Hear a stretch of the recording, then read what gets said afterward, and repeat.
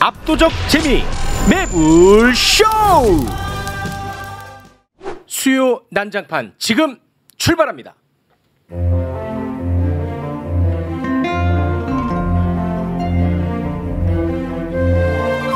수요 난장판. 그래도 새해가 밝았습니다. 작년에 정말 그 하루하루 어떻게 지냈는지 모를 정도로 숨가쁘게 달려왔는데 그래도 뭔가 새해에는 좋은 일이 또 많아야 되지 않겠습니까? 그래서 가장 소중한 분들 모시고 이야기 나눠볼까 합니다. 먼저 언론 전문가들 팀으로 구성을 했습니다. 한 분은 언론을 가르치시는 분이고요. 한 분은 언론을 비평하는 분입니다. 최진봉, 민동기 두 분 새해 복 많이 받으십시오. 네. 안녕하십니까? 안녕하십니까? 반갑습니다. 네, 새해 복 많이 고맙습니다. 받으시기 바랍니다. 특히 요즘 더 고마운 분입니다. 유시민 작가님 큰 박수로 맞이하겠습니다. 새해 복 많이 받으십시오. 새해 건강하세요. 네. 예. 아유 나와주셔서 정말 고맙습니다. 네, 요즘 제약업계로 이렇게 이직했습니다. 아 그렇습니까? 네, 주로 신경안정제를 생산하고. 아 네네네.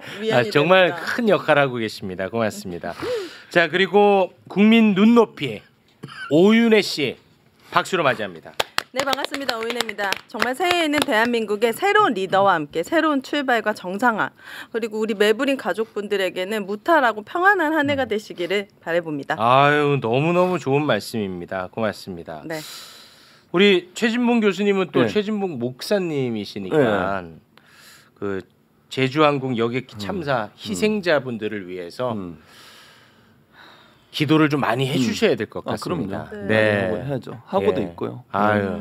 아니 저는 그 기도할 때마다 이렇게 기도해요. 정말 이 불의의 사고로 생을 마치신 분들을 하나님이 천국으로 인도해 달라고 기도하고 그리고 불의가 물러가고 부정한 사람들이 하나님의 심판을 받는 날이 왔으면 좋겠어요. 그날이 속히 오길 바라고 많은 산적한 문제들이 올 한 해 초반기에 정의로운 나라가 되기를 간절히 소원하는 마음으로 기도하고 있습니다. 네. 네. 우리 목사님은 이렇게 그 진심으로 기도를 해주시는데 그 같은 그 목사 타이틀을 단 정광훈은 아니 어떻게 이런 안타까운 참사에 그런 망언을 합니까? 아니 진짜 저는 이런 거 좀 정리해야 될 것 같아요. 당연히 우리 왜 사회가. 하나님이 가만 놔둬요 그 사람은? 그 본인이 뿌린 시대로 반드시 하나님으로부터 큰 처벌을 받게 될 거라고 저는 개인적으로 생각을 합니다. 되게 그런 사람들이 유럽 중세에는 이단 심판 이런 거 해가지고 네. 사람 불태워 죽이고 이랬던 스타일이고요. 그런 사람이 그 뭐 옛날 구소련이나 지금 북한이 나는데 났으면 그 KGB나 뭐 보이부나 이런 거 하는 사람이에요. 그 스타일이 일정한 비율로 인구 중에 그런 사람들이 있어요. 근데 예. 목소리가 너무 커졌잖아요. 아니 그러니까 지금. 맞아요. 그러니까 그런 사람이 있다는 것도 저는 그래. 동의합니다. 그런데 문제는 뭐냐면 대한민국 여당의 유력 정치인들이 다 그 밑에 가가지고 아첨하고 그러니까. 아부하고 무대에 올라가서 큰절하고 무대에 올라가서 사과하고 아, 그거는 미치겠어요 그게. 그건 국힘당이 먹혔어요. 그러니까 기생수 이런 거 있잖아요. 아. 베놈 이런 것처럼 그런 영화들이 그냥 나온 게 아니에요. 현실에 그런 일이 있기 때문에 나온 거지. 네. 그러니까 국힘당이 이제 극히 우매한 정당이라는 의미의 극우 정당이 돼가고 있잖아요. 아, 그런 거예요? 그 네. 키우네. 우매하지 않은 사람들은 당을 차례차례 다 떠나서 지금도 네, 떠나고 네. 있고 네. 그리고 극히 우매한 정당이 돼가고 있는데 그 당원 베이스가 바로 그 정광훈이나 이런 사람들과 연관돼 있는 사람들이 거기 들어와서 네. 당원 베이스를 형성하고 있기 때문에 네. 그 알량한 자기 당 안에서의 권력을 차지하기 위해서 거기 가서 조아리고 아부하는 거거든요. 그러니까 이제 그렇게 해서 벌어진 현상이니까 늘 있는 현상이다 인간 사회에서는. 예. 아니, 먹힌 거예요. 예. 아니 먹힐 데가 없어서 그런데 먹히냐 이겁니다. 대한민국 여당이 진짜 열받는 것은 그 전례를 봤기 때문에 또 유력 정치인이 거기 조아리는 거거든요. 예를 들어서 지금 서울시장 오세훈이도 거기 갔어요? 완전히 그냥 정치 낭인이었다가 정광훈 집회 나가고 그랬어요. 예, 지금 사람들 다 잊었지만. 예. 그럼 뭐 먹힌 겁니다. 아 너무 속상합니다 진짜. 네. 정부도 먹혔는데 뭐. 정부까지. 예, 다 먹혔잖아요. 그 부정선거론, 음모론부터 그러네. 시작해가지고 네. 싹 다 먹힌 거예요. 종북주의자, 뭐 반체제 세력 이게 다 그거에 다 먹힌 거예요. 그러니까 윤석열을 탄핵이라는 것은 대통령과 그 대통령을 둘러싸고 있는 권력 집단 여당이 다 거기 먹혔기 때문에 지금 발생한 문제거든요. 네. 다음 정부 때는 허락하지 말아야죠. 이런 사람들. 네, 이제는 처단하고. 좀 제대로 일단 정리하고 제대로 또 세워야 되고 할 일이 굉장히 많습니다. 네. 우리 그 유시민 작가님 뭐 굉장히 이런 말 듣는 거 힘들어하시지만 이 말씀을 좀 제가 해야 될 것 같아. 유시민 작가님 왜 중요하냐? 진짜 최근에 너무 큰 역할을 해주셨습니다. 제가 뭐 그냥 드리는 말씀이 아니고 그 김어준 씨가 이제 국회에서 북한 공격 유도설 그 이야기를 하지 않았습니까? 마침 그날 우리 녹화가 있었잖아요. 생방이었어요. 아 생방이었구나. 예. 아 생방이었구나 그때. 그때 윤석열을 싫어하는 사람들조차도 김어준 씨의 저 발언은 좀 적절치 못하다. 뭐 그런 얘기들을 했었고요. 그리고 지금도 국민의힘 의원들이 김어준 씨 관련 발언을 가지고 사과하라고 주장을 하고 있습니다. 네. 근데 만약에 그때 유시민 작가가 관련해서 정리를 해주지 않았다면 아마 그것 때문에 엄청 혼란스러웠을 거예요. 그거는 솔직히 인정하시잖아요. 그러나 매불쇼에서 네. 생방에서 그 부분을 너무너무 합리적으로 잘 정리를 해주셨어. 아니 합리적으로 정리했던 건 아니고 아니, 그게 실제 그랬을 가능성? 그러니까요. 그랬을 수도 있지. 네. 저게 확실한 사실이 는 아니겠으나 네. 그것이 사실일 가능성도 우리가 아예 원천 배제할 수는 없지 않나? 네. 라는 정황을 이야기한 정도였죠. 그렇습니다. 네. 그런 식으로 이제 교통 정리를 해줬고, 근데 결과론적으로 상당 부분 사실인 상당 부분 걸로 사실에 가깝지 네. 않았습니까? 현재까지 확인된 바로는 그렇습니다. 그러니까 이렇게 중요한 역할을 하고 계시니까 제가 연락드리면 오세요 그냥. 왔잖아요. 아니 그러니까 지금 다른 방송에서는 네. 나오시라고 해도 안 나온다고 그러니까 아무성이야. 모실 때마다 나오시라고. 근데 그 과정에서 우리 체육 앵커의 아픔도 있었죠. 그러니까 저를 약간 좀 희생은 네네네. 했었죠. 저건 셀프 디스를 야무지게 했죠. 예. 브래드 셔먼 대신에 예. 로버트 할리 불러와라. 예. 저 은퇴할 뻔했지만 그러나 우리 사회를 위해서는 굉장히 중요한 역할을 하시지 않았습니까?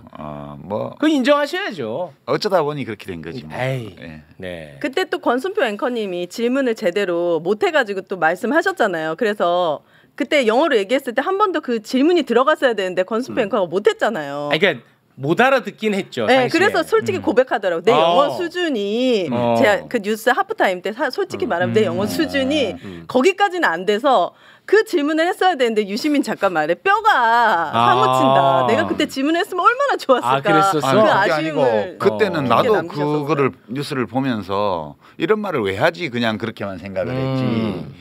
그 별 좀 신기한 얘기를 하는 미국 국회의원이 있네. 그렇게만 생각을 했지. 그게 여기서 진행 중인 어떤 일과 연결되기가 어려운 발언이지. 돼 있다고 생각하지 못했어요. 저도. 그렇죠. 네. 사실 그냥 이상하다고만 생각을 그렇죠. 그 MBC 관계자분들도 그때 매불쇼를 생방으로 봤던 것 같아요. 왜냐하면 그 인터뷰를 별도로 빼지 않았거든요. 했지. 맞아요. 근데 예. 그 매불쇼에서 유시민 작가님이 그 얘기를 하고 나서 엄청 화제가 됐어. 끝나고 매불쇼가 끝날 때쯤에 그거를 별도 클립으로 뽑아서 올리더라고요.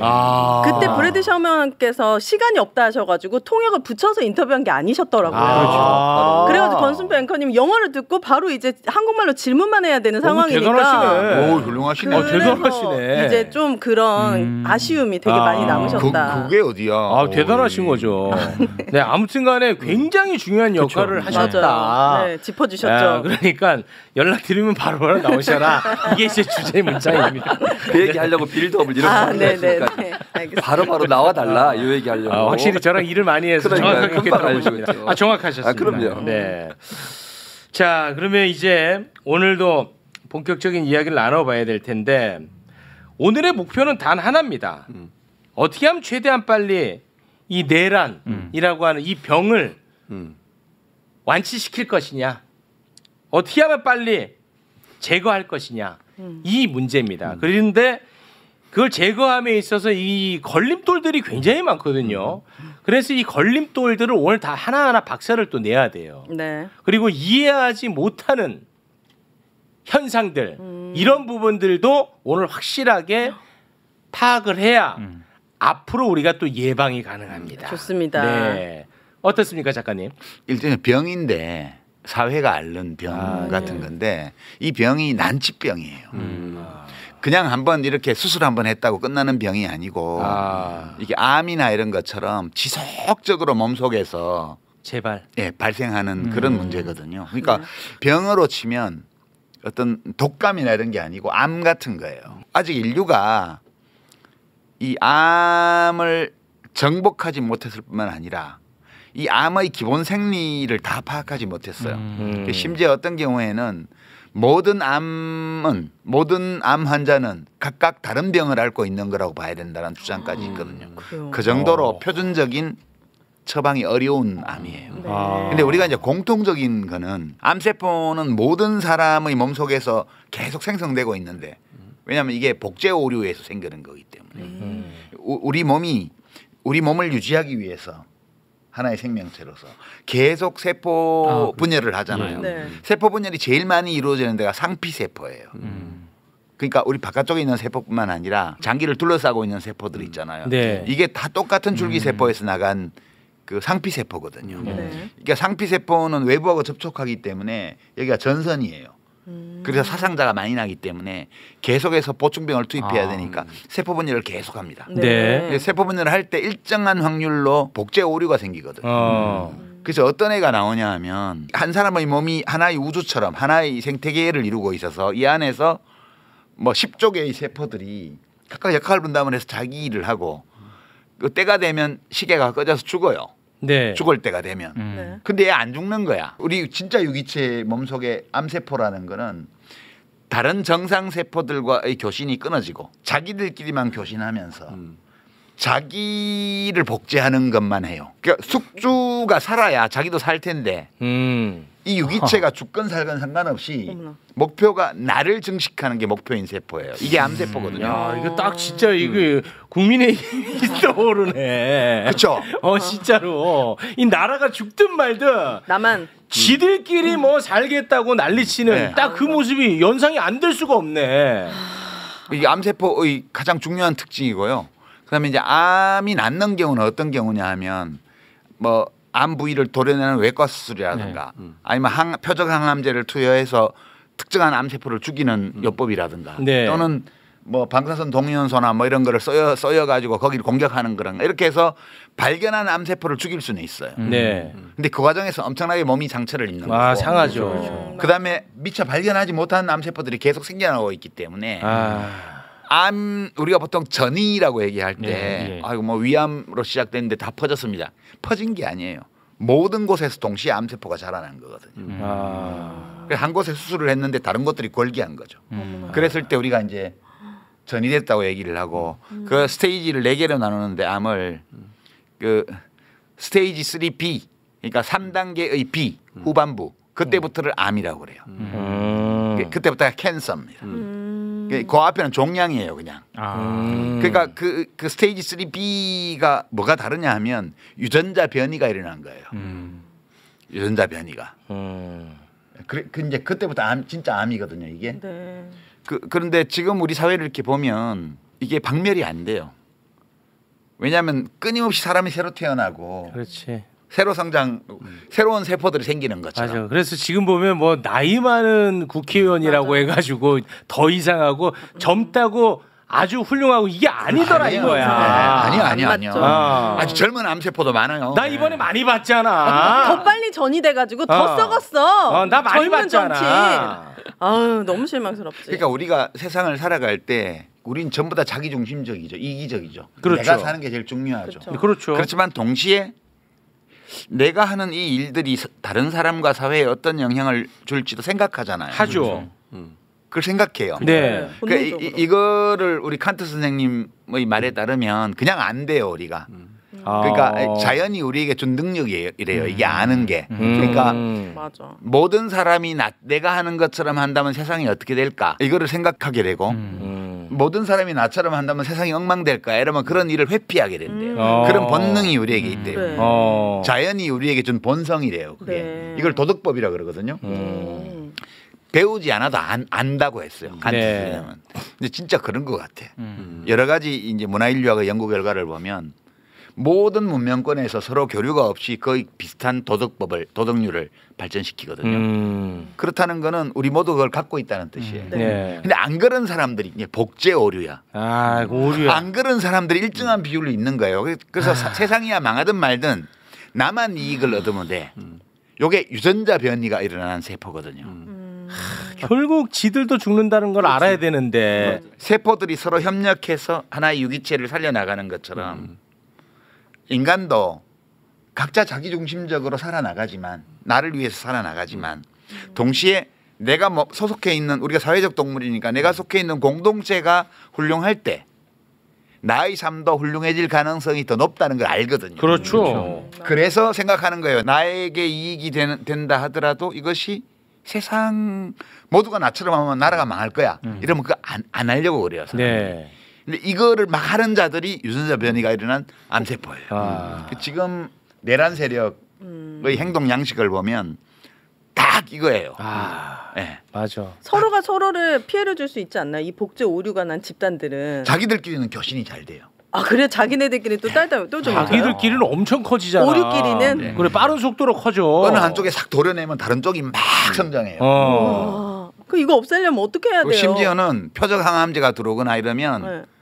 그죠? 이제 어떤 암세포의 특징들을 찾아가지고 그런 특징을 가진 애를 잡아먹으라고 항암제를 들여보내잖아요. 네. 그럼 얘가 그걸 싹 감추고 정상 세포인 것처럼 싹 숨어요. 그렇지. 그리고 항암제가 계속 들어오는 동안에는 가만히 엎드려 있다가 눈치 싹 보다가 항암제가 더 이상 안 들어오면 다시 나타나서 알겠지. 한덕수?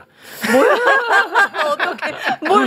막 너무 야 이렇게 비유할 때는 신명되지 마. 알겠습니다. 비유할 때는 각자의 국무위원들이 막 떠오르는 막 그러니까. 아 진짜. 대단하네. 아니 나라가 막 지금 망해가는데 그 조폭들처럼 다발로 나와가지고 그러니까. 와, 난 기자회견하고. 거기서 진짜 짜증이 너무 많이 났었거든요. 그러니까 우리가 1979년 80년 그때 한번 이 병이 걸렸잖아요. 우리가 그렇죠. 그 전두환 정권이라는 게 그때가 암이 들어차가지고 막 그 민주주의 시스템이 다 무너지고 독재가 횡행하고 부패가 짝뜨고 이랬던 시기가 있었어요. 네. 그걸 우리가 6월 항쟁으로 극복해냈잖아요. 5.18 광주에서는 했는데 면역 세포의 힘이 부족해 갖고 암세포한테 다 잡아먹혔어. 그래갖고 7년 동안을 싸운 끝에 드디어 면역 세포들이 힘을 키워가지고 6월 항쟁으로 그걸 뒤집어 엎어서 몸을 회복하기 시작한 거예요. 네. 근데 지금 40년이 넘게 지나가지고 그러니까. 다시 그 병에 덜컥 걸렸는데 건강한 사람도 암에 걸려요. 그렇잖아요. 그렇죠. 나 감기도 한 번 안 걸려 이랬던 사람이 암에 덜컥 걸리기도 해요. 그렇죠. 그래서 우리가 2년 반 전에 대통령 선거를 할 때 덜컥 걸렸네. 발암 물질에 노출이 돼가지고 발암 물질은 이제 소위 레거시 미디어라고 말하는 언론들이야. 내가 보기에는 발암 물질에 노출이 돼서 암세포를 못 알아보고 그렇게 돼서 그때 딱 자리 잡은 이 암세포가 용산에 또 아리를 들고 모든 국가기관에 이 유전자를 변형시키기 시작해서 마침내 이제 내란 세대까지 왔는데 왜 내란을 벌였냐 하면 면역 세포들이 강해가지고 너무 들고 강한 일어나니까. 거야. 우리 이제 T 세포, 뭐 그러네. 대식 세포 이런 애들 있잖아요. 원래 우리 몸속에 암 세포가 계속 생기기 때문에 우리 면역 세포들이 이렇게 다니다가 암 세포 보면 잡아먹어요. 그리고 이제 지난번에 총선을 했는데 포위당했네. 그리고 이제 아무것도 못하게 됐어. 그러니까 발작적으로 몸을 키워가지고 가용 자원을 다 동원한 게 군대를 동원한 거지. 근데 면역 세포들이 엄청 활발해갖고 막 그 밤에 막 개헌군보다 더 일찍 국회를 둘러싸가지고 막 탱크 앞을 다 막고 이렇게 해가지고 실패한 거예요. 그래서 지금 우리가 걸기했다가 실패한 암세포 조직을 박멸하는 찾아내서 지금 없애는 단계에 와 있는 거예요. 이제 우리 이제 체포영장이 발부됐다는 네. 데는 제일 큰 암종이 자리 잡고 있던 데를 도려낼 수 있는 수술에 지금 착수한 거고. 명의 외과 의사 나타난 거야. 근데 말씀 또 들어보니까 그래도 우리 몸이 건강했다. 그렇네. 건강하진 않았는데 병에 걸렸어요. 몸의 균형이 파괴됐어요. 근데 면역 체계가 살아 있었던 거죠. 그렇지. 그러면서 이 면역력을 복구를 해가지고 역공을 펼치기 시작해서 고립되니까 발악을 했다가 지금 더 이제 죽게 생긴 거지. 네. 근데 요거는 이제 완전히 뿌리 뽑는 건 불가능해요. 왜냐하면 다 지금 분리하니까 이렇게 숨기고 친위 쿠데타니까 모든 권력기관에 공범이 다 있을 거 아니에요. 그렇습니다. 내가 공범이라고 나오면 맞아 죽으니까 지금은 전부 아닌 것처럼 다 감추고 숨는 거예요. 네. 그렇게 돼 있어서 다 뿌리 뽑기는 되게 그래도 이제 암에 한번 걸렸다가 완치가 되면 내가 한번 걸렸기 때문에 몸 관리를 잘하거든. 그리고 구석구석 검사를 잘한단 말이야. 그쵸. 수시로 4년에 한 번씩 검사하는 거지. 그러면 한 번도 안 걸린 사람보다 오히려 또 장수하는 경우도 있어요. 그랬으면 그럼요. 좋겠다. 우리는 그쪽으로 가면 됩니다. 관리 잘하면 돼요. 그렇네. 그 암세포들도 이거 너무 강해. 이때 나가면 안 돼. 이렇게 못 나오게 딱 막아야지. 그렇습니다. 더 기세게 잡아가지고. 네. 그래서 이번에 그나마도 참으로 기분 좋은 소식이 네. 바로 윤석열이 체포 영장이 이제 발부가 됐다는 사실. 와, 그런데 이거 하나 발부받는데 33시간이 걸렸어요. 33시간이. 왜 이렇게 오래 걸릴 수밖에 없었겠죠. 헌정사상 최초라고 하잖아요. 뭐 헌정사상 현직 대통령 체포영장 발부는 최초라고는 하니까 네. 뭐 그렇긴 한데 뭐 이렇게까지 오래 걸리나 싶긴 하더라고요. 우리가 이 병이 얼마나 뿌리 뽑기 어려운 병인지를 보여주는 사례가 한덕수 씨예요. 네. 한덕수 진짜. 네, 한덕수 씨가 이제 헌법재판관 임명도 거부하고 뭐 이렇게 하고 있다가 다시 탄핵을 당해서 지금 이제 자리를 잃었어요. 그렇죠. 근데 그게 뻔히 보였거든. 네, 자연스럽죠. 근데 왜 그랬을까? 왜 그랬어? 그러니까. 왜 그런 거야? 뭐 무속이네 막 이런 말들도 많았잖아요. 아이, 그거는 이제 한덕수 씨를 너무 모욕하는. 그래요. 그러니까 우리가 상대방을 이해를 할 때는 누군가를 이해를 할 때는 그 사람이 나름의 목표를 가지고 그 목표를 이루는데 필요한 방법을 동원 수단을 쓰면서 한목적적으로 움직인다는 전제를 하고 그 사람을 이해를 해야 돼요. 그냥 뭐 무속에 그는 윤석열 하나로 좋게 만인이 다 윤석열처럼 어리석지는 않아요. 네. 그러니까 제가 이제 뭐 어떤 느낌이 드냐 하면 지금 이 병을 치유하려면 제일 병의 중심이 되고 있는 윤석열을 도려내야 돼요. 그렇죠. 그러니까 직무를 정지시켜 놨는데 아직 파내지는 못했잖아. 그렇죠. 탄핵을 이제 헌법재판소에 인용해서 완전 내쫓아야 돼요. 그렇습니다. 그리고 이제 뭐 검찰에나 이런 수사기관 수사에서 처벌을 해야 되고. 네.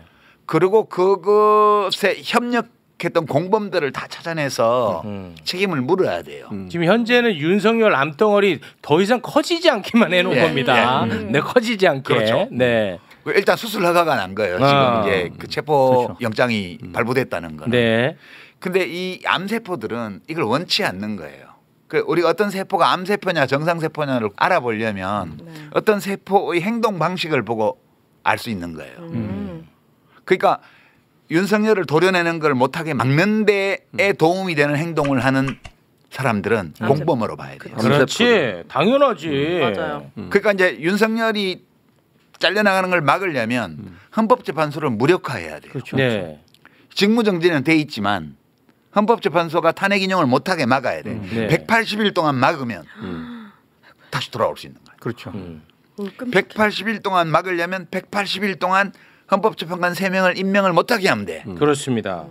그러니까 헌법재판관 임명에 반대하고 헌법재판관을 임명해야 될 위치에 있으면서 안 하는 사람은 암세포라는 증거예요. 한덕수. 그래서 한덕수를 탄핵한 거예요. 민주당에서. 민주당이 지금 면역 시스템의 총 본부거든. 그렇습니다. 민주당이 네. 도려냈어요. 그 세포를. 그다음 그 자리에 누가 왔나? 최상목이 왔어요. 최상목이가 또 와버렸어. 최상목은 또 뭐지? 이거 최상목은 왜 이러는 거야? 최상목도 아리까리해요. 그렇죠. 뭐 본인 말로는 뭐 반대합니다 이러고 뭐 개헌 반대하면서 뛰쳐나왔다고 주장도 하고. 네. 또 뭐 한덕수 씨한테 헌법재판관 임명을 건의했다는 뭐 중앙일보 보도도 있고. 그렇습니다. 뭐 여러 가지 말들이 왔다 갔다 해요. 네. 근데 이 사람은 내가 보기에는 그 내란 공범일 가능성이 되게 높아요. 최상목 예. 이 내란 공범일 가능성이 높다. 왜요? 윤석열이한테 그 쪽지 받았거든요. A4지에. 예산 관련. 뭔 내용인지 네. 모른다고 했잖아요. 아니에요. 그 내용은 밝혀졌어요. 아, 그래요? 왜냐하면 다행히도 그 쪽지를 검찰이 확보를 했어. 무슨 내용이 있었는데요? 그 뭐냐면 네. 지금 현재 국회를 완전히 무력화하고 새로운 국회를 또 만드는 거야. 네. 근데 새로운 국회를 만드는 그 예산을 야 최상목이 너가 확보를 해라 라는 내용의 쪽지였던 거야.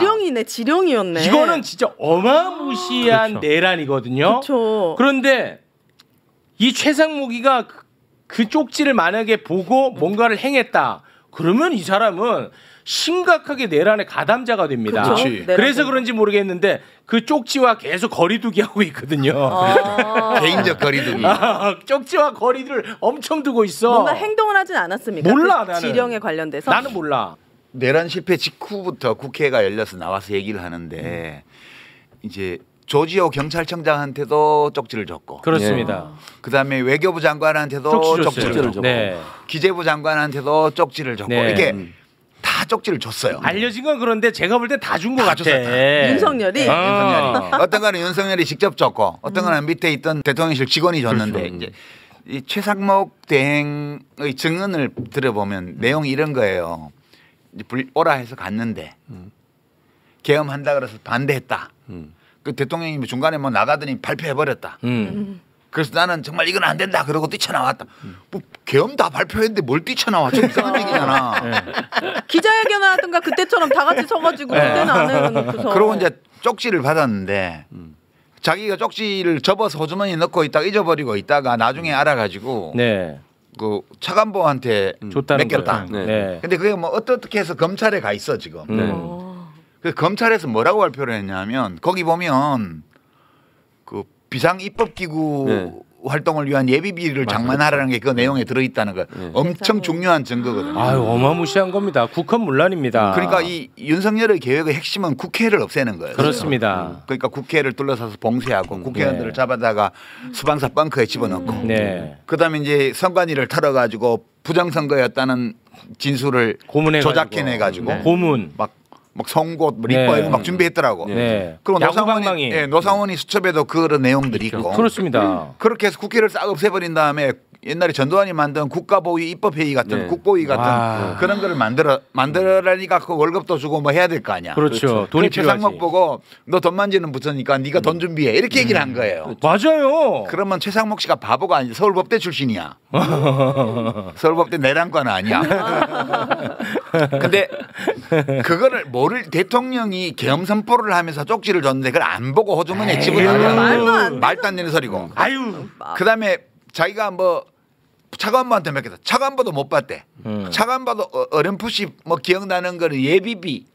예비비라는 얘기는 다 했어. 네. 예비비라는 얘기는 했는데 뭐를 위한 예비비인지는 얘기를 절대 안 했어. 안 했어요. 근데 지금 와서 보니까 비상입법기구를 위한 예비비야. 와.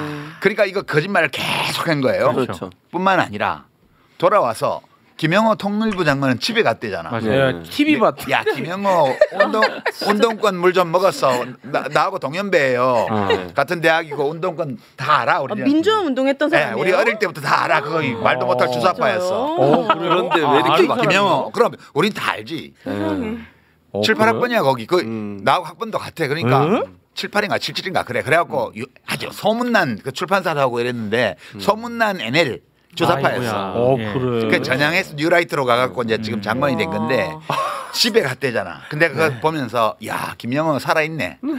옛날 운동권 짬밥 살아있어요? 살아서 이거 위험하다. 그러니까 아무것도 안 하고 집에 간 거야. 아, 그래요? 근데 최상목은 뭐랬냐? 간부들한테 연락을 해갖고 집합을 맞아요. 시켰잖아. 회의했어요. 회의했어요. 어머나. 대책 회의를 했잖아. 무슨 회의했어요? 대책 회의에서 뭘 했는지는 아무도 지금 얘기 안 하고 있어. 그냥 수사하면 다 나와. 어차피. 와. 이른바 F4를 불렀다 그랬거든요. 예. 아 근데 그렇게 회의를 하면 상식적으로 생각해 볼게요. 대통령이 지시한 내용을 가지고 회의를 하지. 그렇지. 그거 아니라면 회의할 그렇죠. 이유가 없어요, 사실. 아 근데 그 말씀은 진짜 무거운 말씀입니다. 근데 내가 지금 의심하는 건 그럴 이런 수 있다는 거예요. 거죠. 왜 숨겼을까? 그 쪽지의 내용을 그렇죠. 보면 그 쪽지의 내용과 관련돼 있는 어떤 지시를 했을 가능성이 있어요. 증거는 없어 나는. 그렇죠. 증거는 없죠. 예, 그러나 그렇게 그 심야에 국회가 그 해제 결의를 의결을 하기 전에 그 회의를 하고 있다가 회의하는 도중에 국회에서 해제 결의를 한 거야. 네. 맞아요. 그래갖고 그 다음에 다시 말을 맞춘 거 아닌가 싶어. 그러니까 그 국회가 계엄 해제 요구 결의안을 의결하기 전에 그 소집한 간부 회의에서 뭐 다른 뭐 금융기관장들하고 모인 건 그 다음이고 그 다음 날이고 그날 밤에 12시 무렵에 간부들을 집합시켜서 거기서 어떤 회의를 했고 무슨 말을 했냐 이거야. 되게 의심스러워요. 너무 의심스럽다. 그러니까 지금 최상목 씨가 계속 벌써 여러 날이 지났는데 대행을 맡은지 헌법재판관 임명하는 거는 국회 몫을 지명하는 거니까 그냥 사인만 하면 되는 거라고. 그렇습니다. 자기 권리가 아니고 권한이 아니고 의무예요. 네. 근데 그것도 안 하고 지금까지 왔고 한덕수 씨는 명백히 헌법재판소를 마비시킴으로써 윤석열의 복귀를 돕는 쪽으로 행동을 했고 한덕수는 그래서 잘린 거고요. 탄핵당한 거고 최상목 대행도 그런 방향으로 가다가 체포영장이 발부됐네. 그러니까 국무회의 시간도 원래 아침 10시에 하는데 오후 4시 반에 잡아놨어. 기회주의적으로 상황을 본 거 아닐까? 요 암세포의 안테나를 더더미를 올려야 되나 내려야 되나 계속 내리고 숨어 있어야 되나 올려야 되냐를 고민했던 거 아닐까? 그런 추측을 하면서 내가 오늘 왔어요. 야, 가능성이 있는 타임테이블이다. 이 최상목 씨도 수사 대상에 포함돼 있나요? 내란 관련해서? 피의자로 입건돼 있어요. 예, 피의자로 입건됐어요. 진짜요? 예. 왜냐면 그 국무위원이니까 그리고 거기에 현장에 갔던 건 사실이고. 그래 농림부 장관은 검찰에서 참고인으로 조사를 했거든. 그렇죠. 근데 이 사람도 검찰에 가서 참고인으로 조사받으면서 쪽지 바쳤어. 검찰에다가. 최상목이. 네. 그래서 검찰에서는 지금 입건 안 했어. 근데 국가수사본부 경찰청 국가수사본부에서 피의자로 입건을 했어요. 그렇습니다. 네. 그런데 지금 막 속보가 떴습니다. 자, 저희가 최상목 권한대행의 걱정을 많이 해드렸는데요. 야, 머리는 진짜 아팠나 보다. 엄청난 고민의 흔적이 보입니다. 최상목 권한대행이 가장 큰 숙제가 헌법재판관 임명 아니겠습니까? 국회 추천목 3명 중 2명은 임명을 하고 1명은 여야 합의 후 임명을 하겠다라고 밝혔다고 합니다. 1명은 무슨 개소리야 이게? 이거 뭐야? 이건 또 뭐야? 이 고민의 흔적이야 내가 볼 때. 보류한 그 1명은 마은혁 헌법재판관 후보자. 그러니까 정계선 마은혁 헌법재판관 후보자는 민주당이 추천을 했고 조한창 헌법재판관 후보자는 국민의힘이 추천을 했거든요. 근데 이제 마은혁 후보는 일단 보류를 시켰네요. 확실하게 탄핵 인용할 사람이거든. 맞아요. 그러니까 이거 수상해 지금.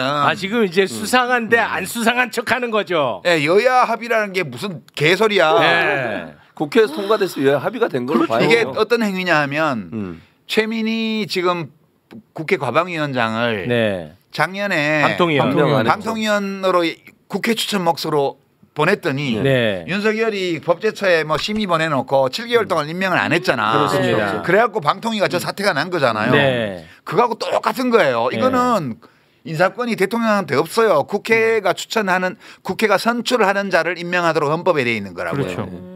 그렇죠. 이것도 월권이야. 이 최상목이의 이 잔머리 이게 보통 물린 게 아닌 게 이제 그렇게 됐고요. 그리고 또 하나의 과제가 있잖아요. 특검. 내란 특검 그리고 김건희 특검 이 부분에 대해서는 위헌성이 해소가 안 됐다고 더 엄격한 잣대가 필요하다. 여야가 머리를 맞대달라 하면서 거부권을 행사했습니다. 이건 탄핵을 할 수밖에 없네. 이거는 탄핵할 수밖에 없을 것 같아요. 이거는 그냥 이거는 암세포야. 암세포 단정 지어도 됩니까? 저는 뭐 암세포라고 봐요.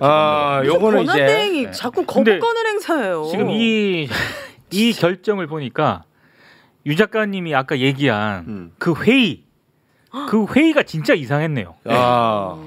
그날 계엄 선포한 날 밤에. 그날 밤에 살아야 되네 본인. 그러니까 이제 만약 그 쪽지에 기재된 내용 그게 이제 국헌문란의 제일 중요한 내용이잖아요. 국회를 폐지하고 그 국보위 같은 걸 만들어서 지 마음대로 법을 만들겠다고 한 거기 때문에 그거에 협조하는 거는 기재부 장관으로서 돈 마련하라고 지시를 했다면 그거는 중요임무 종사예요. 그렇죠. 그렇습니다. 중요임무 종사. 그러니까 내란범은 세 등급이 있잖아요. 네. 최고 등급이 수괴. 우두머리. 예. 이 수괴는 사형.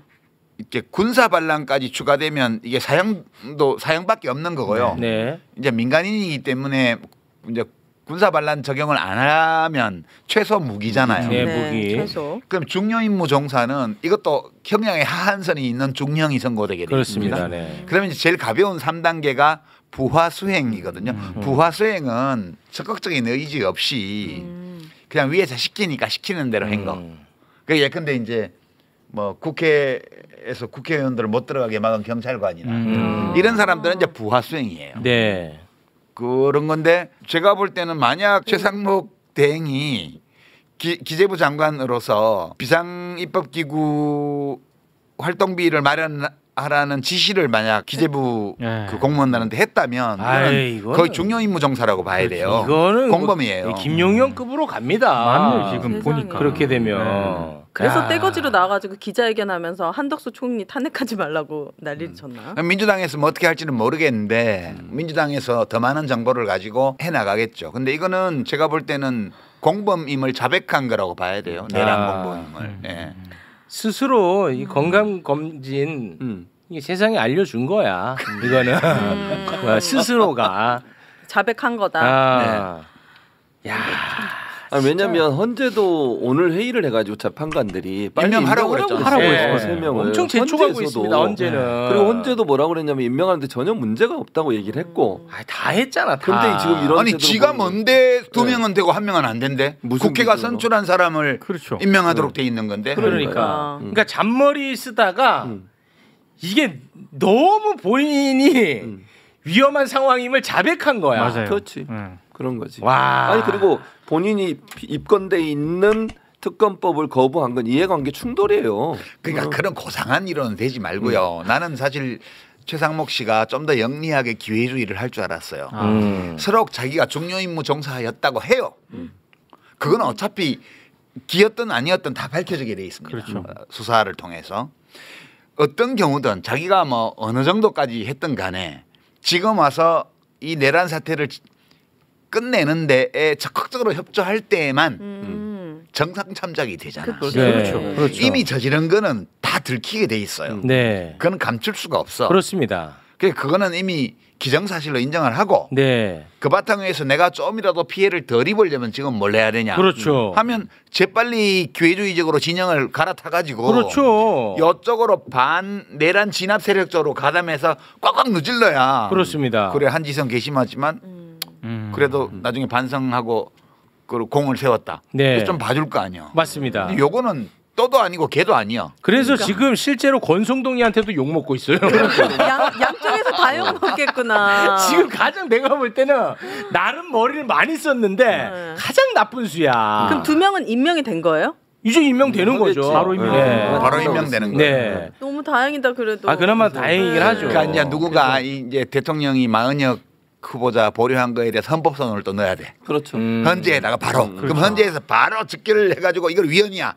임명해 이렇게 해야 되지 않을까? 맞아요. 뭐 그럴 것 같은데요. 지금 헌재는 요거는 좀 하나 여쭤보고 싶은데 헌재는 제가 볼 때 굉장히 지금까지 중에 제일 잘하는 기관처럼 보이거든요. 이거는 칭찬을 해도 됩니까? 아니 네. 왜냐하면 이게 다 썩어 있으니까 칭찬하려다가도 내가 또 틀릴 수 있어 해서 칭찬을 또 주저하게 되는데 헌재는 어떻습니까? 헌재. 헌법재판소는 지금 이게 사실 2명은 일단 임명이 됐다고 그러니까 8명이 되잖아요. 8명이죠. 근데 사실 오늘 그러니까 우리가 녹화하는 날 기준으로 오늘 아침에 공보관이 헌법재판소 공보관이 그렇죠. 이렇게 그 기자들한테 얘기한 거를 보면 헌법재판소는 6인 체제에서도 의결이 가능한지라는 이 문제에 대해서 계속 활발하게 토론 중이다. 이렇게 얘기를 했어요. 되게 네. 의미심장한 얘기예요. 이게 왜요? 헌법재판소는 네. 헌법재판관들이 화가 많이 난 것 같아. 그렇죠. 판사를 잡아들려고 했잖아. 그렇죠. 그럼 법관을. 예. 원래 내가 이거 가는 데마다 하는 얘기인데 원래 법관은 안 잡아넣어도 돼요. 법관은 위해를 가하지 않아도 분위기만 쫙 이렇게 하면 다 따라와 원래. 더 모여. 칭찬이에요. 나는 칭찬할 줄 알았네. 아니 지금 재신무죄 사건이 엄청나게 많이 나왔잖아요. 예. 이 재신무죄 사건들은 다 판사들이 유죄 때린 것들이에요, 전부 다. 예. 아니 뭐 박정희 전두환 때 판사가 말 안 듣는다고 잡혀가는 거 봤어요? 그런 게 일체 없어. 고문 피해자들이 법정에서 아무리 고문당했다고 상처 딱지 보여줘도 들은 척도 안 했던 사람들이에요, 판사들이. 네. 그러고 나서 왜 그럼 재신무죄를 다 하냐? 세상이 바뀌었거든. 또 바뀐 세상에 적응해서 또 무죄 판결을 내리는 거야. 이렇게 살아가는 사람들이 판사들이에요. 판사들은 정치 권력이 막 국민의 인권을 짓밟아도 판사는 판결로 말해라면서 아무 말도 안 해요. 근데 판사를 잡아가잖아.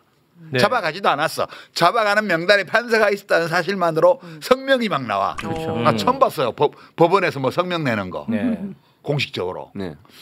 국민들의 인권이 짓밟히는 거는 모른 척 해놓고 자기들의 권익에 위해가 오는 거에 대해서는 굉장히 예민합니다. 판사들이. 아이, 나쁘다고 말하는 게 아니라 그냥 사실을 말하는 거예요. 나쁘다고 하는 거예요. 근데 이 윤석열 패거리들이 이 암세포들이 좀 특이해가지고 그전에 암세포들은 그러지 않았어. 요 암세포들은 특이해가지고 아무나 마구잡이 공격하는 거야 이게. 응? 그래갖고 뭐 유전자 변이를 시키려고 막 공작을 하는데 말 잘 안 들어. 그럼 잡아 들고 패려고 그러는 거야. 그래서 아니, 중앙선관위원장 노태학 중앙선관위원장도 대법관이에요. 대법관 고문하려고 그랬어요. 네, 그다음에 김명수 전 대법관. 네, 맞아요. 그다음에 현 부장판사. 네. 뭐 야당 대표 무죄 줬다고. 네. 이거는 과거 어떤 독재자들도 왜냐하면 이거 할 필요가 없기 때문에. 쓸데없는 일을 해가지고 지금 판사들이 열받게 한 거구나.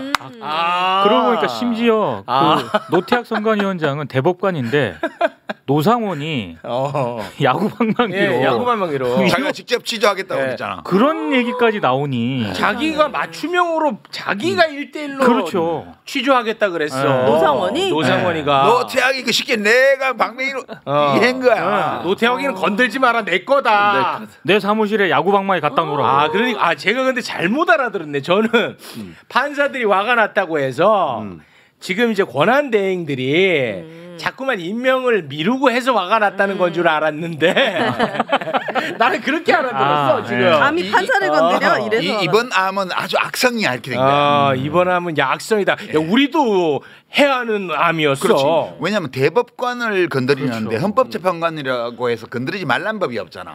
그 윤석열이 다시 돌아온다고 생각해봐. 그럼 너희 새끼들 내가 지난번에 있을 때 빨리 기각 안 했지 다 잡아들여 이렇게 할지 모르잖아. 공포감만큼 강력한 감정이 없어요. 그래서 윤석열이 180일 동안 헌법재판소가 결정을 못 해가지고 헌법에 따라서 180일 동안 결정 못해서 다시 돌아오는 걸 생각해봐요.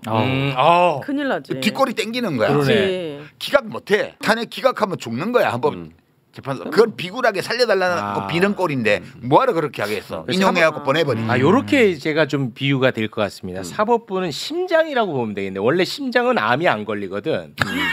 심장. 근데 이번에 야야 우리도 걸릴 수 있겠다. 난리가 난 거야 심장. 여기도 들어오겠는데. 그러니까 6명 체제로 의결하는 문제에 대해서 토론 중이다라고 한 얘기는 6명이 만약에 그냥 추상적으로 6명이서 의결을 하는 것이 타당해 안 해. 이러면 합의가 어려울 거예요. 그렇죠. 네. 왜냐하면 7명 이상 하도록 돼 있기 때문에. 근데 만약 6명이 어떤 사안에 대해서 만장일치로 합의가 됐어. 윤석열 탄핵으로 예를 들어서 그거든 뭐든. 그러니까 예를 들어 어떤 안건에 대해서 6명이 만장일치가 됐어.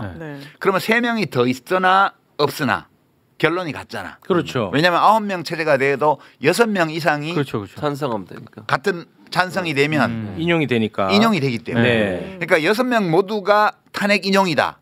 이렇게 되면 6명이서 의결해도 9명이 한 거나 결과가 동일하기 때문에 이건 돼. 라고 헌법재판관 6명이서 결정을 하면 6명 모두가 인용일 경우에는 할 수 있어요. 그러나 한 사람이 반대해서 기각 이건 결정을 못해. 왜냐하면 7명 이상 하도록 돼 있기 때문에.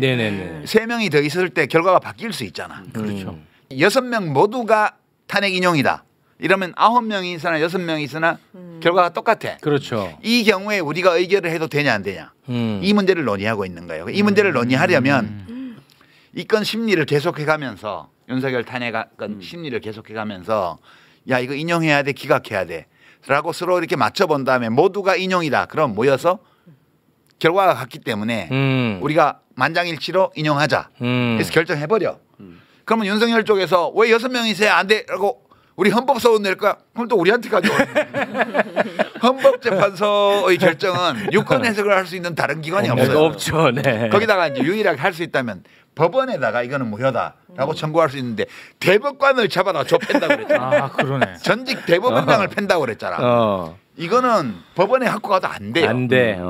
네, 대법관을 잡아다 현직 대법관, 전직 대법원장을 잡아다가 고문하려고 했기 때문에. 다행이다. 그래서 이게 진짜 큰 실수를 저지른 거예요. 이 암세포들이. 다행이야. 네, 그래서 저는 헌법재판소는 지금 그냥 6명으로 갔어도 나는 결정됐을 가능성이 높았다고 봐요. 그러면은 흰머리도? 그러면 안 그래 그거 여쭤보려고 그랬는데 그러면 헌재가 우리 6명이서 결정할지 말지에 대한 지금 검토가 있다라는 것은 얼추 6명이 뭔가 탄핵 인용 쪽으로 좀 가닥이 잡히는 것 아니겠느냐? 예, 저는 그렇게 봤어요.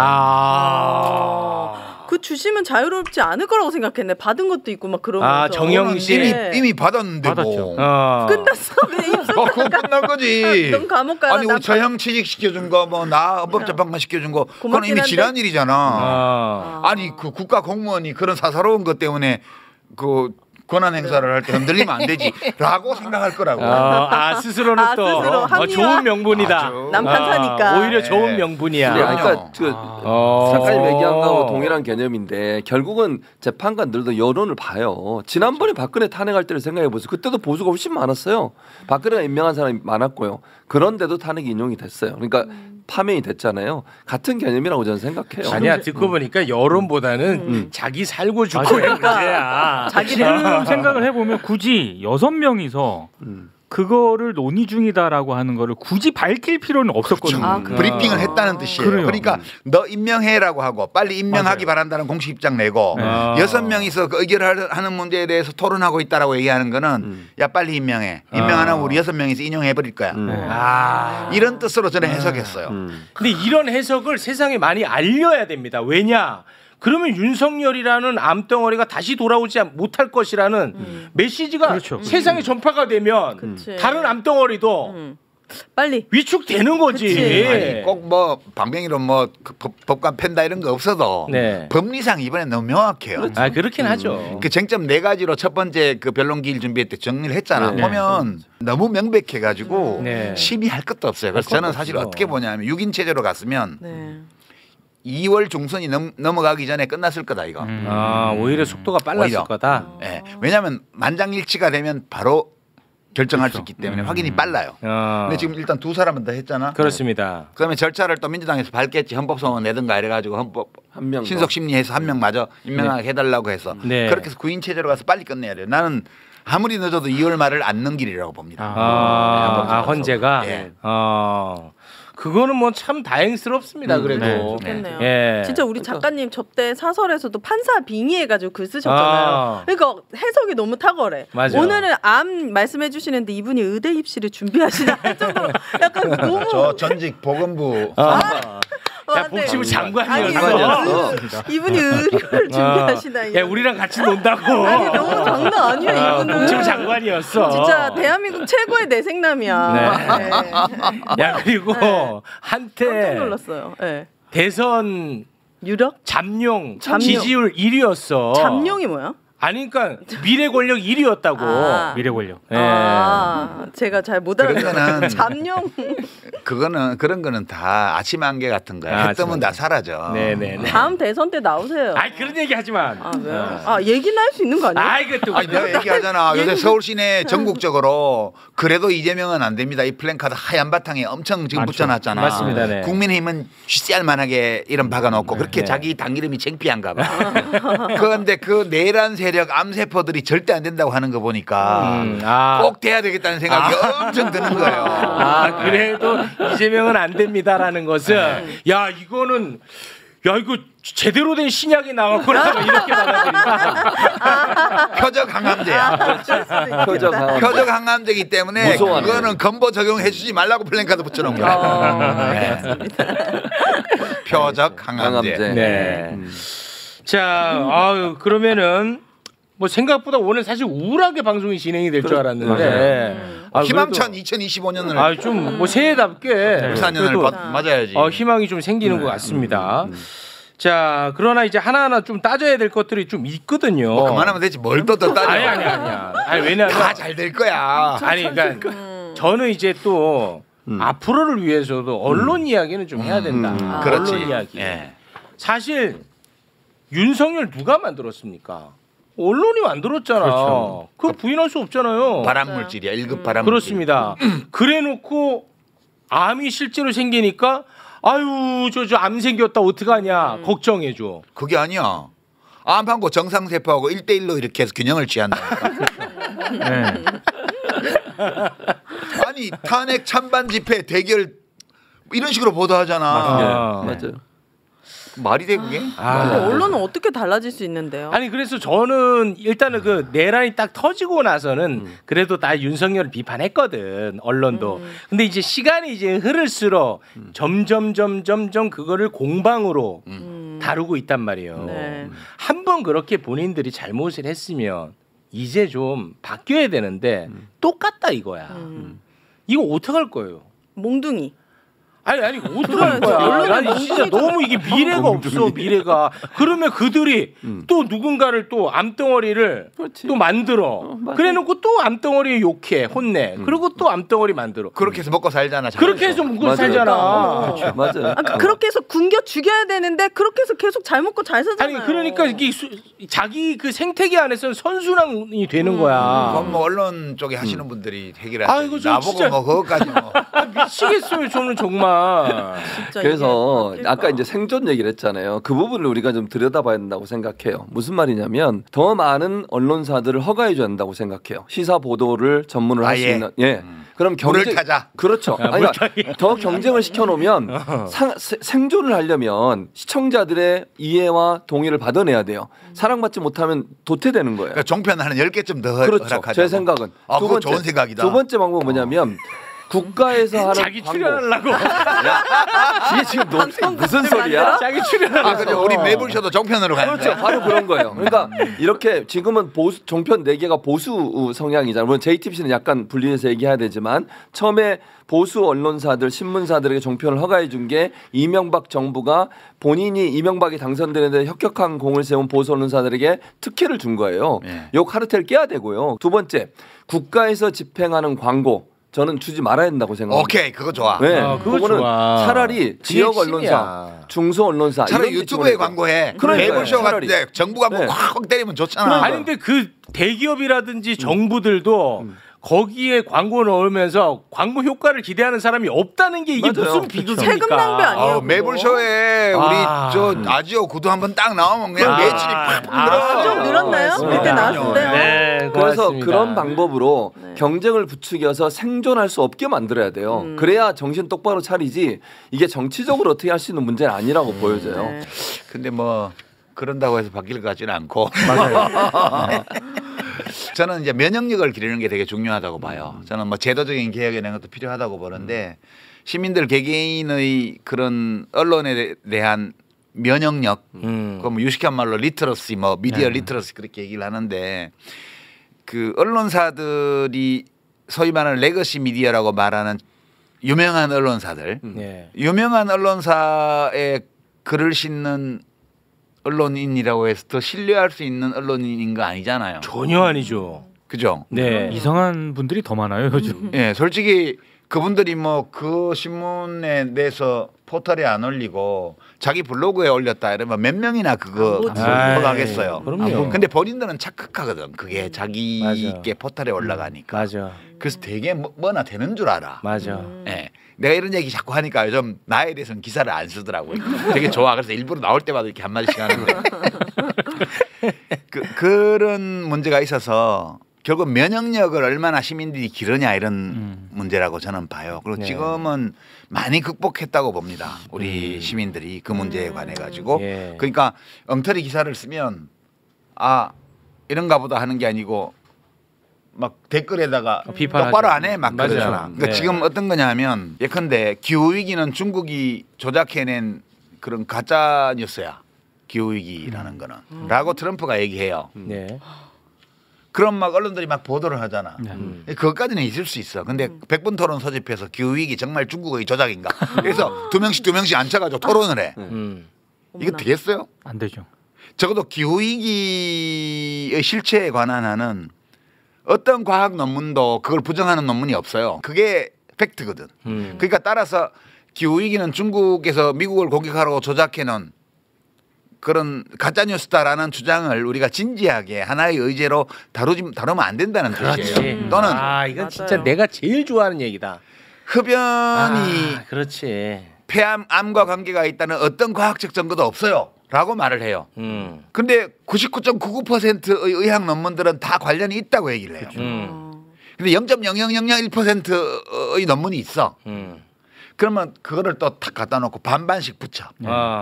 지금 탄핵 찬반 집회를 보도하는 우리 언론의 태도가 이거랑 거의 그거야. 비슷하지 않아요? 바로 저는 그 부분을 지적하고 이거 이제 우리 시민들이 알면 되고요.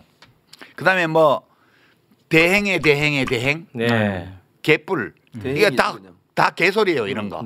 우리 헌법에는 대통령이 이제 직무가 정지되면 대행을 국무위원들이 하도록 돼 있고 대행하는 순서가 정해져 있어요. 국무총리부터 시작해서 건재순으로. 근데 최상목이 또 탄핵이 됐다. 그럼 교육부총리가 하는 거예요. 그냥 대행이에요. 대행이 아니라고요. 이 얘기는 국회에서 하는 국무위원 내란 공범 탄핵에 대해서 부정적인 인식을 유도하려는 보도거든요. 이런 식의 이런 엉터리 보도들이 횡행하는 게 우리 언론의 현실이에요. 그러니까 맞습니다. 이걸 알면 된다는 거지. 근데 그게 너무 교묘해서 쉽지가 않아요. 예를 들면 우리 매불쇼가 그 1000만 회 조회 뭐 이런 거 만들면 돼. 그렇지. 그러면 돼. 그 구독자 500만. 그러면 돼요. 조회도 1000만. 이러면 이런 문제 다 해결돼. 근데 제가 이제 어떤 걸 교묘하다고 하냐면 합리적인 척하는 인물들을 언론이 엄청 잘 모십니다. 예를 들면 이런 거예요. 구체적 사례를 들어보겠습니다. 한덕수가 헌법재판관을 임명해야 되냐 말아야 되냐 막 이게 막 뜨거웠잖아요. 뜨겁지도 않았지만 아무튼 그때 한덕수가 헌법재판관 임명하는 건 맞다고 이야기를 해. 합리적인 것처럼 보이잖아요. 그러면서 그런 한덕수를 임명하지 않았다고 한덕수를 탄핵하는 민주당은 폭력적이라고 또 얘기를 해요. 그래서 그러면 어떻게 해야 되냐 물어보면 정치로 풀어야 된대. 진짜 완전히 이거 죽은 말이잖아요. 그러니까 하나만 이거 의미도 없는 말이고 세상에 존재하지 않는 영역이잖아요. 그런데 우리나라에 건강하다고 하는 언론들은 딱 요런 캐릭터를 제일 좋아합니다. 어떤 논설위원 이런 사람이 종편에 나가고 이렇게 얘기를 해요. 윤석열이 뭐 이렇게 수사를 거부하고 뭐 출석 요구서 수령도 안 하고 뭐 어쩌고저쩌고 이렇게 비판을 하면 이건 잘못된 거 뭐 그 비판을 받을 수 있죠 이렇게 해놓고 근데 이재명 대표도 그러잖아요. 같은 사안인가? 그러면 진행자는 아무 말 따로 넘어가요. 그게 같냐고. 그게 가벼운 신호 위반을 했냐 안 했냐로 논란이 있는 사람하고 그냥 광장에 사람들이 놀고 있는데 트럭 몰고 들어가서 막 사상을 하려다가 실패한 사람하고 그게 같냐고. 근데 그거를 똑같이 이렇게 들어주고 있어요. 그렇습니다. 이게 소위 레거시 미디어 저널리스트들께서 자랑에 맞지 않는 그 어떤 균형 있는 어떤 태도인가? 그러니까요. 이 얘기를 이제 유시민 작가님을 비롯해서 좀 영향력이 있는 분들이 이제 계속해서 얘기를 해줘야 될 것 같아요. 신경을 안 쓰는 듯하면서도 제가 만나서 얘기를 해보면 엄청 신경을 쓰거든요. 언론사가? 그 해당 언론사들이. 내가 맨날 친윤 언론 막 이러잖아. 그러니까 왜냐하면 그 전까지는 그런 비판에서 상당히 자유로웠던 언론사들이었는데 네가 떠들거나 말거나 난 내 맘대로 할 거야 이랬지. 근데 이제 이번에 내란 사태를 계기로 그런 얘기들이 막 공개적으로 나오기 시작했거든요. 그러니까 굉장히 신경을 쓰고 있고 솔직히 개인적으로 만나면 얘기를 해주거든요. 야, 그 무슨 얘기까지 하면 야, 5.18 전두환이 광주 시민들을 학살했어.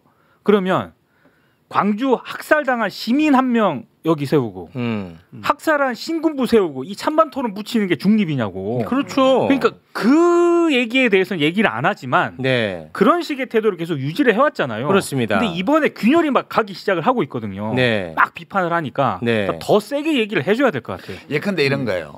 그 토론하다 보면 맨날 이재명 공격하잖아요. 네. 윤석열을 실드를 못 치니까 이재명을 공격하는 식으로 해서 균형을 맞추려고 그래요. 저는 이제 이재명 대표를 어떻게 보냐면 검찰 독재 정권의 사법 피해자예요. 그렇게 봐요 저는. 그러니까 윤석열이 자행한 인간 사냥의 피해자예요. 그렇죠. 윤석열 지가 그 표현 쓰고 있죠. 네. 지금 지가 인간 사냥 당한다는데 과거에 윤석열이 프레데터처럼 인간 사냥을 했단 말이야. 프레데터가 영화에 보면 인간 그렇죠. 눈에는 잘 보이지도 않고 보였다 말았다 하고 보이지 않는 사냥꾼. 그러고 인간보다 더 우월한 무기를 막 써갖고 막 일방적으로 인간을 막 죽여요. 네. 그러니까 윤석열이 프레데터였다고요. 근데 이 프레데터가 무기가 안 통한 거야. 계엄 해제를 국회에서 해버려가지고. 그다음에 직무가 정지됐네. 네. 그러니까 눈에 다 보여 이제.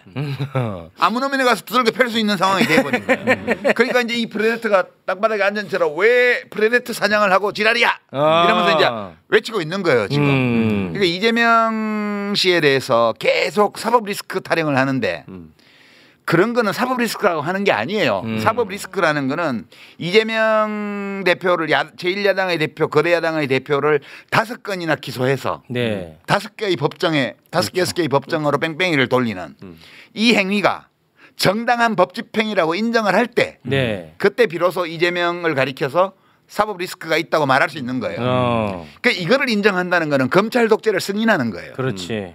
이런 말을 쓰는 거는 검찰 독재 협력자들만 쓸 수 있는 말이에요. 네. 근데 이걸 다 쓰고 있다고. 그렇습니다. 사실은 나는 이재명은 검찰 독재 정권의 사법 피해자다. 그렇게 나는 얘기를 하는 거예요. 그러니까 제발 좀 이재명 사법 리스크 타령은 좀 그만해라. 그 언어 자체가 더러운 언어다. 네. 그러니까 저는 그런 차원에서 이제 윤석열의 실체는 우리가 다 봤잖아요. 그렇죠. 이건 뭐 이견이 없잖아. 정상인이라면. 난 그래서 이 윤석열이가 수사했던 거 기회 되면 다시 한번 더 해야지. 다시 봐야 된다. 맞아요. 그러니까 지금 얘기한 것처럼 윤석열의 이런 실체를 보면 자기가 장기 집권을 노리고 있었다고도 볼 수 있고. 그래서 이재명을 죽이려고 한 거예요. 그럼요. 이 쿠데타 계획과 다 연관된 거예요. 그럼요. 내란도 벌이는 사람인데. 조국 사냥과 이재명 사냥은 전부 이번 내란 범죄와 거의 동일한 차원의 그렇죠. 직권 남용이고 권력 사유화거든요. 그렇죠. 근데 그 문제의식이 1도 없이 자기들이 윤석열과 이재명에 대해서 등거리로 균형을 지키면서 중립을 지킨다는 미명 아래 윤석열의 내란 행위는 편을 안 들면서 이재명을 그렇게 6건씩이나 기소한 이 행위에 대해서는 정당한 법 집행이었던 것처럼 전제를 두고 얘기를 하고 있잖아요. 맞습니다. 이게 가면무도회라는 거예요. 전부 이거는 그 검찰 독재에 대한 부역이에요. 저는 그렇게 생각해요. 그러니까 윤석열이가 딱 내란 요때만 이상한 사람이고 맞아요. 나머지는 그러면 다 훌륭한 사람이라는 게 되잖아. 그렇지. 그게 말이 됩니까? 작가님. 말이 안 된다는 얘기를 지금 하고 있잖아. 윤석열 혼자서 한 짓이 아니잖아요. 그렇죠. 그 사람 혼자 하면 한동훈도 같이 했고 검찰 집단이 다 같이 한 거잖아요. 근데 지금 윤석열 암덩어리 떼어내자고 하는 건강해 보이는 언론사도 한동훈에 대해서는 또 다르게 평가해. 나는 정말 이것도 너무 불안하거든요. 저는 다 검찰 독재의 공범들이라고 봐요. 저는 매우 그렇게 봅니다. 맞아요. 검찰 개혁할 수 있지 않을까요? 검찰 개혁은 돼요. 무조건 되는 거죠. 예, 검찰 개혁은 돼요. 아니 갑자기 저희가 궁금해지는 게 있는데 요거 하나만 좀 여쭤보겠습니다. 이거 좀 논란이 될 수도 있을 것 같은데 이번에 그 내란 사태 때 그 여성분들이 광장에 많이 나와서 정말 큰 역할을 담당하고 있지 않습니까? 그런데 평소에는 정치에 굉장히 관심이 많아 보였던 2030 남성들, 2030 남성들은 별로 좀 안 나온다라는 얘기가 있잖아요. 있죠. 그건 어떻게 봐야 됩니까? 그건 데이터상으로도 그렇게 나오죠. 그러니까요. 그 지금 그 무선 통신 이 기지국 데이터 가지고 그 탄핵되던 날 여의도에 최대 모였을 때 60몇만인가 이렇게 모였고 그 중에서 성별 연령별로 데이터가 다 나오잖아요. 네. 거기 보면 2030 여성들이 압도적으로 많죠. 압도적으로 많아요, 실제. 남자들은 4050이 많고요. 네. 그 20대 30대만 보면 남자보다 여자가 훨씬 많이 나왔죠. 그건 뭐 객관적인 사실이에요. 네. 근데 이제 이런 사실을 어떻게 해석할 것인가? 아, 이거 어떻게 해석해야 되죠? 이준석처럼 해석하면 안 됩니다. 예. 이준석 어떻게 해석하는데요? 남자들이 20대 남자들이 군대가 있다.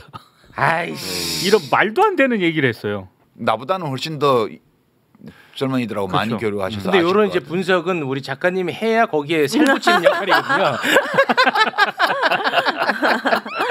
아 근데 저는 그러니까 저도 완전히 잘못 알고 있었던 거예요. 왜냐하면 2030 남성들이 옳고 그름을 떠나서 정치에 굉장히 관심이 많고 2030 여성들은 그보다는 정치에 관심이 없다고 생각을 하고 살아왔었어요. 과거에는 그랬죠. 와 근데 몇 년 전부터 완전 달라졌어요. 와 너무 아니더라고요. 네. 투표율도 2030 여성이 더 네, 높았고요. 그건 알고 있었어요. 한참 전부터. 네. 근데 그거는 이제 저는 일시적인 현상이라고 봐요. 그러니까 용수철 원리 비슷한 건데 많이 억눌려 있다가 이것이 펴질 때는 솟아오르거든요. 그러니까 이제 여성들이 우리 사회에서 여성들의 사회적 진출, 정치적인 의사표시 이런 것들을 이제 할 수 있게 된 게 얼마 안 되잖아요. 그리고 이제 지금 많이 해소가 됐다고는 하지만 여전히 이제 성차별이나 고정적인 어떤 전통적인 성역할 분담이나 이런 거에서 이 젊은이들끼리는 안 그렇지만 사회에 나와 보면 네. 뭐 기업의 그 경영진 중에 여자가 차지하는 비율, 그다음에 공무원 뭐 처음에 뽑힐 때 비율과 나중에 그 국장급 이상의 비율 이런 걸 보면 유리천장 같은 게 여전히 있다는 이제 데이터들이 나오고 있죠. 네. 근데 여성들이 다른 모든 면에서 남자들과 동등해요. 교육 기회라든가 뭐 어떤 취업 활동이라든가 이게 다 동등합니다 지금. 근데 여전히 사회적으로는 과거 가부장제 문화라든가 제도라든가 게 남아 있거든요. 그게 예민해요 여성들이. 제가 느끼기에는 제가 근거가 있는 건 아니고 그런 것 같아. 그러니까 어떤 면에서 자기가 부당한 대우를 받고 있다고 느끼는 사람일수록 부당한 대우를 받고 있는 다른 사람에 대해서 더 예민하게 느끼거든. 공감 능력. 예, 더 많이 공감하는 거예요. 이제 그런 게 하나의 요인이 아닐까. 그래서 그 동안에 이런 기회가 별로 없다가 기회가 생기면서 스스로 이걸 영역을 넓혀 나가는 과정에서 뭔가 이러면 되게 신나잖아. 그러니까 이거 뭐 하니까 되네. 그렇게 하니까 네트워킹해서 의사표시를 많이 하게 되는 그런 면이 하나 있는 것 같고요. 네. 또 하나는 제가 뭐 2030 남자들을 비방했다는 식으로 또 많이 공격을 하던데 저는 사실 그래요. 남자들이 머무르는 공간이 좀 불건강한 공간이 많아요. 여자들보다. 여성들이 여성 커뮤니티라고 해서 다 또 건강한 건 아니지만 남초 커뮤니티들이 너무 불건강한 커뮤니티가 많아요. fem코라든가 뭐 일베는 말할 나위도 없고 꼭 정치 갤러리만 그런 게 아니고요. 네. 전반적으로 문화계 뉴스나 뭐 연예인들 다루는 거 이런 걸 다 가보면 저도 그거 어떤가 싶어서 이렇게 살펴보면 너무 지저분해요. 그냥 그 냄새나는 재래식 변소 같아요. 그러니까 인간의 내면에 있는 어둡고 추한 어떤 것들을 익명 뒤에 숨어서 마구잡이로 배설하는 그런 게 너무 많아요. 그 연예 뉴스나 이런 거 스포츠 이런 거에도 그거는 꼭 정치 갤러리가 아니더라도 거기서 놀지 않았으면 좋겠어요. 남자들이 너무 지저분해요. 그 쓰레기장 같아. 냄새나고 왜 거기서 노냐는 거예요. 아 오늘 또 난리 나겠네. 제가 이제 또 위축되네. 그런 데서 놀지 말라. 아 위축돼. 그 얘기를 하는 거지. 2040 남자들이 다 뭐 쓰레기다 이런 말을 한 적도 없고요. 그리고 이제 제가 전에 다른 어떤 유튜브 방송에 나가서 그 얘기를 했는데 약간 머쓱한 거 있는 것 같아. 여자들이 이미 전체를 차지하고 막 그 분위기로 다 만들어놨으니까. 아 광장을. 거기 끼어들기가 왠지 좀 머쓱한 것 같고. 그러고 그렇게 잘 하고 있는데 별로 큰 일도 안 생기고 있고. 우리가 뛰어가서 뭐 해야 되는 일이 있는 것 같지도 않아. 이 내란에 대해서는 똑같이 분노하지만. 네네. 그 어떤 계기가 주어지면 2030 남자들도 뛰어들어서 자기가 할 수 있는 거 할 것 같은데 지금은 약간 애매하고 머쓱한 그런 분위기 아닌가? 그럴 수도 있어요. 제가 최근에 연예부 기자님하고 만나서 이런 얘기 나눴는데 팬덤 분들을 중심으로 해서 지금 이뤄지고 있잖아요. 시위가. 그분들은 트위터에 기본 500명, 1000명 모이는 거 조직하는 건 되게 쉽대요. 이번에 그 트랙터 시위 때도 어떤 한 분이 트위터에 올렸다가 그래. 모이자 이거 안 되겠다 해서 500명, 1000명이 된 거예요. 그러니까 이분들은 기본적으로 이 조직 결속력이 되게 강한데 효능감을 봤다는 거예요. 사실은 뭐가 되면 아이돌들을 보면서 이 야광복을 흔들었는데 이게 내 나라의 운명을 결정지을 수 있어. 이 계기로 탈덕한 분들도 솔직히 많았대요. 아 내가 세상을 너무 좁게 봤구나. 그리고 우리나라가 지금 굉장히 많이 아프구나. 그러니까 이 조직에 여성분들이 많다 보니까 더 이제 결속력이 생긴 거죠. 와, 뭉클하네. 침잠해 있던 T 세포들, 그리고 대식 세포들 이런 면역 세포들이 위로 막 올라와서 암 세포들을 공격하고 있는 거야 지금. 근데 너무 사랑스럽고 반짝반짝하고 대단하잖아요. 근데 저는 개인적으로 펜코 말씀하셨으니까 펜코가 진짜 좀 괘씸한 건 뭐냐면 얘네들은 윤석열을 지지해서 대통령으로 만들었잖아요. 근데 얘네들이 지금 윤석열을 엄청나게 많이 비판을 합니다. 그렇죠. 저랑 다를 게 없어요. 네. 똑같아. 그다음에 이준석 해야 돼. 똑같아. 나랑 다른 거는 딱 하나야. 이준석을 옹이하느냐 비판하느냐 차이야. 근데 나보고는 좌빨이래. 이준석이 무슨 존재길래 그 사람을 비판하면 좌빨이 되는 거야. 이준석이 양도구역했다고 울면서 난리 쳤잖아요. 죄송하다고 자기가 윤석열 만들었다고. 레거시 미디어도 똑같습니다. 다 윤석열 대통령 만들기 해놓고서 지금 다 윤석열 비판하잖아요. 똑같아요. 그럴 때 이런 말 해주고 싶죠. 시끄러 임마. 자, 그러면 오늘은 뭐 이 정도로 마무리하면 될까요? 괜찮지 않았나요? 저는 아주 괜찮아요? 오늘 괜찮았던 것 같은데 어떻습니까? 아주 괜찮았습니다. 제 분량이 좀 적은 것 같습니다. 더 적어질 수도 있어요 지금. 교수님. 유시민 작가님. 지금 나라를 살리자는데. 자기 분량을 지금. 지금. 왜 그러십니까 진짜? 제가 기도했잖아요. 네. 그걸로 만족합니다. 우리 교수님은 어떤 커뮤니티에서도 욕을 안 먹어요. 그것도 문제 아니에요. 그분들이 최진봉의 생각이 뭔지 모르겠네. 근데 전체적으로 보면 작년에 우리가 2024년도에 정말 1월 둘째 날부터 이재명 대표 그렇죠. 테러 맞아요. 사건으로 판례를 시작을 해서 그랬나요? 12월 31일 뭐 체포영장 발부까지 윤석열 체포영장 발부까지 정말 극과 극을 오가는 중간에 총선도 있었고 그다음에 한강 선생의 그 노벨 문학상 수상 같은 경사도 있었고 하지만 연말 와서 제주항공 참사와 윤석열 내란 뭐 이런 하여튼 끔찍한 2024년이었어요. 맞아요. 그래서 이제 이 우리 사회에 대해서 좀 비관적인 전망을 하거나 좀 절망감을 느낄 수도 있다고 봐요. 건강하게 잘 살아가던 대한민국이 어떤 이유 때문에 자기에게도 책임이 좀 있고 또는 뭐 하여튼 다 설명할 수도 없는 어떤 이유들 때문에 큰 실수한 거예요. 네. 맞아요. 그리고 얼마 지나지 않아서 이것이 큰 실수였음을 깨달았어요. 네. 이 실수를 바로잡기 위해서 기회가 있을 때 제대로 된 선택을 했고 그리고 이 실수가 내란이라는 형태로 터져나왔을 때 국민들이 나서서 야당과 함께 이걸 극복을 했고 이렇게 해왔잖아요.